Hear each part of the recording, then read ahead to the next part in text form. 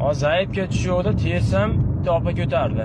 Assalomu alaykum opa. Taksi so'rovdingizmi desam, ha, so'radim, qayerda turibsiz dedi. Pabroda turibman desam, nimadasiz dedi. Men istaman dedim. Desam, qayerlisiz dedi. Chernobildami opa, qayerga borish kerak dedim. Desam, mana mahallaga keling dedi, chiqib turaman dedi. Hali mahallaga kirib olganman.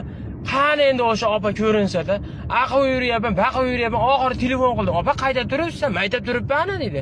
Ko'rinmayapsiz opajon desam, mana mayda turibman dedi. Ko'rinmayapsiz opa, mahallada meni issiqda aylantirib yurormen desam, mana mayda eshik darqasidaman dedi. Qanday eshik darqasi desam, uy darqasida turibman dedi. Opa, eshik darqasini ko'radigan meni qobiliyatim yo'q dedim.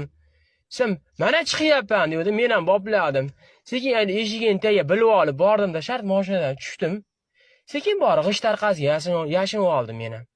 Hali opa chiqib, menga ham telefon qilib, "Qayerdasiz?" dedi. "Rolda o'tiribman opa" dedim. Desam, "Yo'qsiz" dedi. "O'tiribman, qayerga yuray" dedim. Desam, "Hazillashmang, yo'qsiz" dedi. "Qarang, yaxshilab o'tiribman rolda" dedim. Shunaqa klientlar chiqyapti, jonimga tegdi. O'tgan safar bitta alkash chiqib olib, ko'rsat eshikni yopib, torpedaga qo'yib olib, "Hayda" dedi. "Assalomu alaykum akajon." Deyim.